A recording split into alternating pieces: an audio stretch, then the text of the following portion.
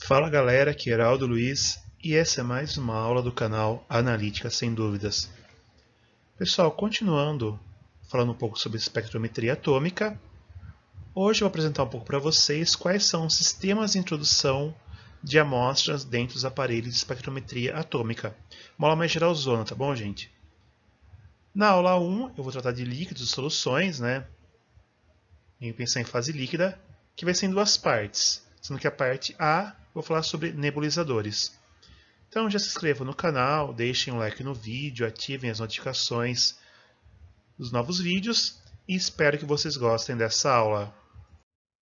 Para recordar, pessoal, nós falamos na última aula que na espectrometria atômica nós determinamos átomos livres na fase gasosa e normalmente é com efeito de temperatura que nós deixamos esses átomos livres na fase gasosa. Discutimos também um pouco sobre a equação de Boltzmann, né, que influencia, né, que mostra a influência, na verdade, que a temperatura causa nas análises em espectrometria atômica. Dúvidas, pessoal? Vou deixar o cardzinho aqui para vocês clicarem e retornarem na aula anterior. Quais tipos de amostra podem ser analisadas em espectrometria atômica? Pode ser amostras líquidas em solução, ou também pode ser amostras sólidas ou suspensões. Tá, mas como eu vou transformar esse líquido, esse sólido, em átomos na fase gasosa para poder realizar as minhas análises? Para isso eu vou ter que contar com sistemas de introdução. Hoje eu falo das amostras líquidas ou em solução e depois amostras sólidas. Como eu introduzo líquidos nos meus aparelhos de espectrometria atômica? Eu posso utilizar os nebulizadores, que tem duas categorias, os pneumáticos e os ultrassônicos.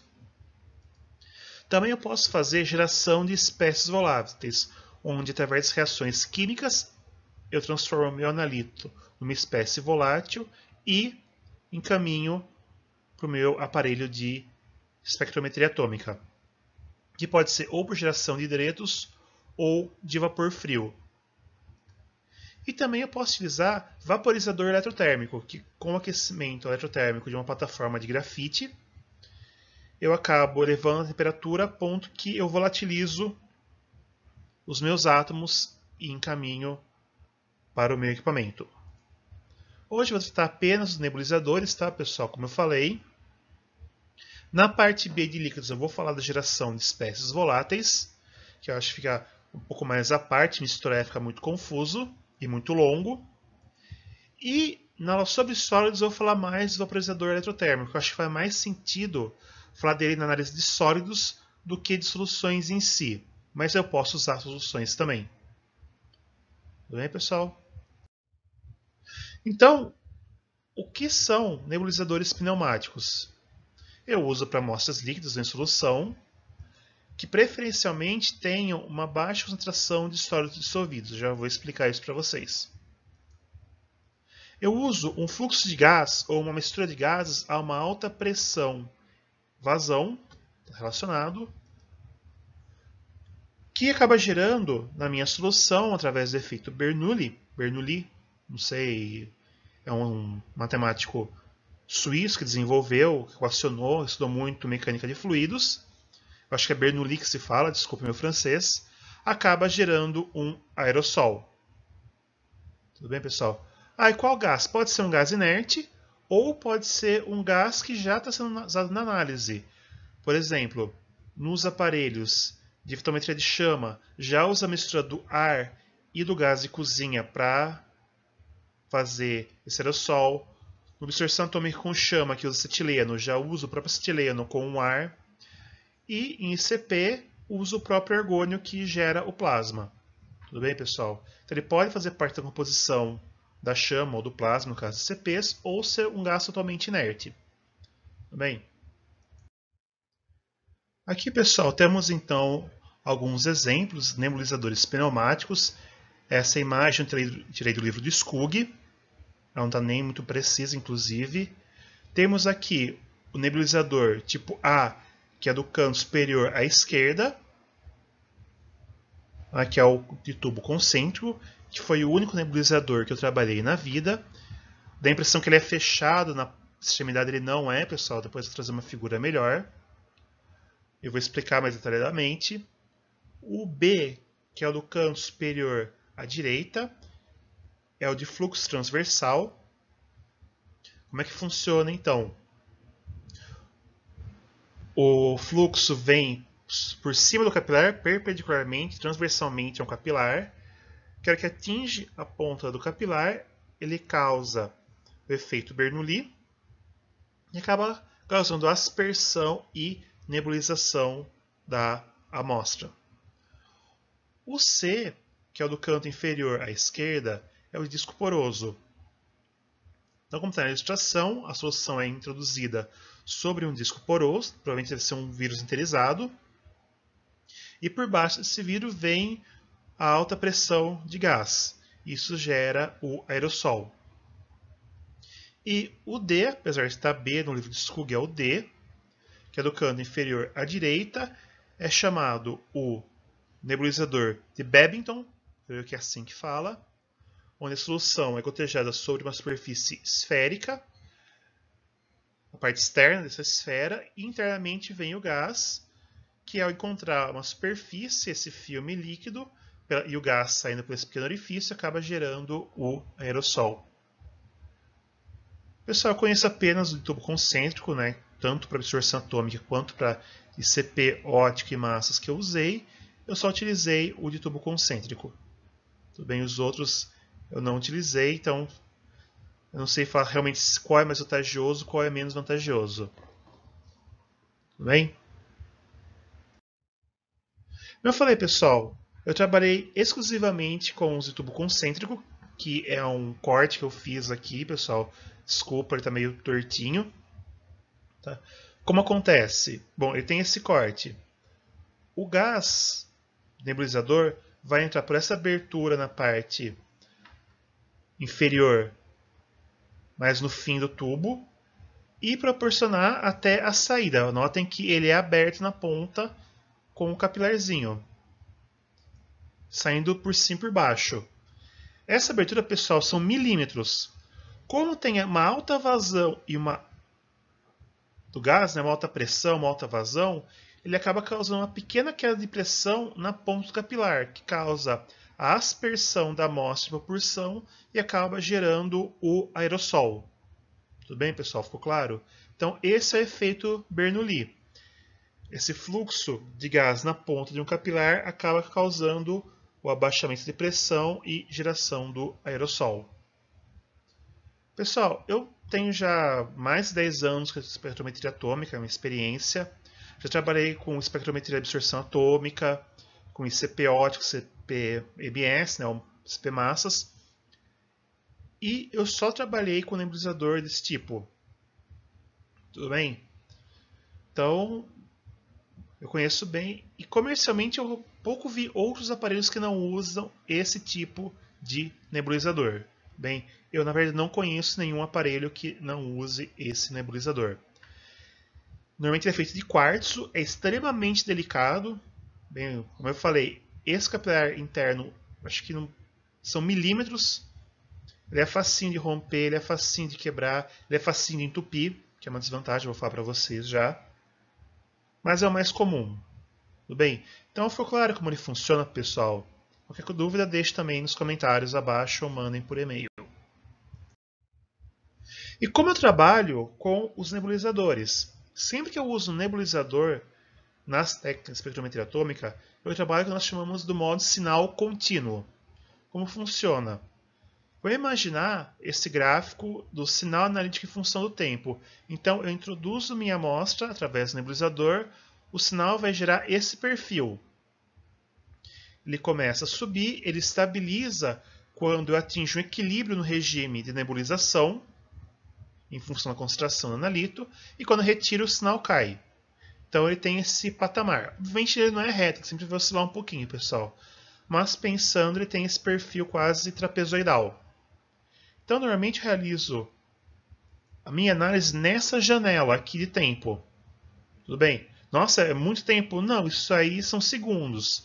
No máximo 5 segundos já vi de análise para espectrometria atômica.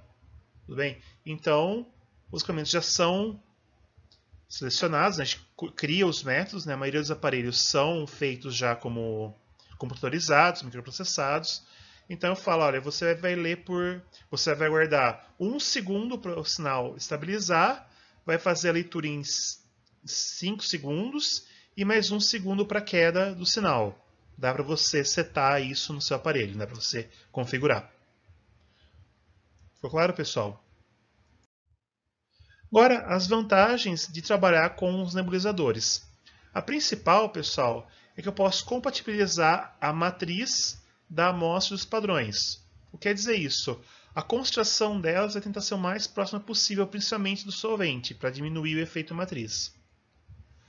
Em espectrometria atômica, nós trabalhamos com soluções de ácido nítrico que podem variar de concentração de 0,1 até 5% de ácido nítrico na solução. Ou seja, eu diluo meus padrões nessa solução e diluo minhas amostras também na solução. Então a concentração ácida fica próxima, então vai ter muita similaridade na taxa de nebulização. Tudo bem? Então o efeito matriz é quase compensado. Limitações que eu considero dos nebulizadores, em especial o tubo concêntrico. A primeira, como eu falei, é a concentração de sólidos dissolvidos na amostra. Como tem aquele efeito do gás arrastando na ponta capilar, ele também já ajuda a secar um pouquinho. Se tiver muito sólido dissolvido, tanto sais quanto sólidos orgânicos, pode secar na ponta daquele capilar e causar o entupimento no capilarzinho. E isso daí vai afetar a taxa de nebulização, ou então cessar a taxa de nebulização. Tem que desmontar o aparelho, trocar o nebulizador, que às vezes não dá para limpar, às vezes se colocar uma soluçãozinha ácida na ultrassom você consegue, mas eu falei, é um capilar bem delicado. Nós tínhamos até um costume de fazer uma manutenção sempre preventiva, deixando um pouco de molho em ácido nítrico capilar, em especial do ICP-MS que nós utilizávamos no meu laboratório. Também ele pode causar perdas de 90 a 95% da solução. Espera aí, como assim? Todo nebulizador, pessoal, ele não gera gotas muito homogêneas, os pneumáticos principalmente. O ideal são gotas pequenas. Quando eu falar das técnicas específicas, eu vou mostrar. A maioria dos aparelhos tem barreiras para barrar gotas grandes. Maneiras mecânicas, e isso acaba indo para um dreno, acaba indo para o descarte. Nossa, mas eu perco a maior parte da minha amostra? Sim, mas devido à capacidade de detecção dos aparelhos, eu compenso isso. Por exemplo, a absorção atômica com chama, nós podemos trabalhar até 0,1 mg por litro, depende do analito. Quando eu vou para ICP massa, depende da configuração do aparelho, eu posso chegar até nanogramas por litro. Depende do elemento e a configuração que eu uso. Ou seja, ainda assim, perdendo muito da amostra, consequentemente muito do analito, eu consigo chegar a baixos valores aceitáveis de detecção. Tudo bem, pessoal? Ficou claro? E desvantagens. A primeira é a composição do solvente. Como eu falei, tem que ser base aquosa. Além de entupimento, se é muito composto orgânico dissolvido, pode causar acúmulos de carbono, de carvão, que se queima parcialmente, fazendo realmente depósitos de carvão. A hora que você vê, o aparelho está tudo preto. A parte não tem a chama, não tem a parte térmica dele. Além disso, o principal são com solventes orgânicos. É o principal pavor quando se trabalha com espectrometria atômica, principalmente métodos que usam chama. Por quê? Ele pode alterar a temperatura da chama. Lembra da equação de Boltzmann, pessoal? A temperatura é extremamente importante e delicada, altera o sinal. Tem até um experimento que os alunos fazem no laboratório que eu trabalho, que é determinar sódio em vinho. Então, os alunos, para verem esse efeito, eles fazem uma solução de sódio a 10 mg por litro, só em água, e numa mistura água-etanol 50%, ou seja, 50% de água, 50% de etanol, e vê que, apesar da mesma concentração analítica de sódio, o sinal, na presença de álcool, acaba aumentando porque aumenta a temperatura da chama, então aumenta o número de átomos no estado excitado. Lembrando que sódio terminamos por emissão. Ficou claro, pessoal? Então, eu mudo a temperatura da chama, eu mudo a relação entre átomos no estado fundamental e estado. Além disso, quando eu trabalho com plasmas, eles podem causar a extinção, o apagamento do plasma, tanto em CP óptico quanto em CP massas. Ah, mas é só ligar de novo. Isso, pessoal, o apagar, o extinguir, é a melhor das hipóteses. Pode acontecer de você queimar a parte interna que gera o plasma. Bem que é uma reação em cadeia, eu vou falar muito disso depois. É um tubo de quartzo, ele derrete o tubo de quartzo, encosta numa bobina e queima. Daí você tem que gastar uma grana que é bem caro. Isso por ser quartzo é bem caro, porque tem que ser extremamente milimetricamente feito e polido. Como eu falei, na melhor das hipóteses é só ele apagar. Ah, mas é só ligar de novo e continuar a análise. Não, por quê? Os aparelhos de plasma, como eu falei, a maioria dos equipamentos já são feitos com computadorizado, microprocessados, então eles já têm tempos pré-definidos. Alguns aparelhos pedem até 30 minutos de estabilização. Eles não permitem você fazer análise enquanto espera 30 minutos após o plasma ser ligado. Então o plasma liga, o aparelho fica por 30 minutos cronometrando para você poder realizar a análise, para liberar as análises. Ficou claro, pessoal? Então você pode acabar perdendo tempo na melhor das hipóteses. Na pior das hipóteses, você pode realmente queimar a parte do plasma, ter que trocar, e a substituição não é barata. Então, pessoal, ficou claro a parte dos nebulizadores? Qualquer dúvida, deixem nos comentários. Pessoal, agora sobre ultrassônicos. Normalmente a solução é gotejada aplicada sobre um cristal piezoelétrico. Cristal piezoelétrico é um cristal que tem capacidade de vibrar quando você aplica uma corrente elétrica sobre ele. Essa vibração pode variar de frequência de até 20 kHz até vários MHz, já é uma frequência muito alta. E essa vibração acaba gerando um aerossol mais homogêneo quando comparado aos nebulizadores pneumáticos. Então, como eu falei, são gotinhas menores, mais homogêneo, mais intenso, então eu tenho uma menor perda. De novo, pessoal, eu nunca trabalhei com um equipamento que usa nebulização ultrassônica. Então, se eu falar realmente é bom, é melhor, qual a vantagem, eu não conheço aparelhos que usam esse tipo de nebulização, nunca trabalhei com eles, então, na minha experiência, eu não sei opinar. Bem, provavelmente você consegue aerossol mais homogêneo, ele deve conduzir melhor a amostra até a fonte térmica e com isso ter uma perda menor. Mas de verdade estou supondo só. Essa foi a aula de hoje, espero que tenham gostado, espero que tenha ajudado vocês a compreender um pouco melhor como funciona essa parte de introdução de amostras líquidas. Por favor, pessoal, deixe like no vídeo, se inscreva no canal, ative as notificações, ajuda bastante para o crescimento do canal. Também compartilhem com seus colegas, né, para caso eles também tenham dúvidas nessa parte da matéria, poder ajudar eles. E dúvidas podem ser deixadas nos comentários ou enviadas por e-mail, e-mail que é semduvidas@gmail.com. E vocês também podem seguir o canal na rede social, Facebook, Twitter e Instagram. Espero ver vocês na próxima. Até lá, valeu, tchau!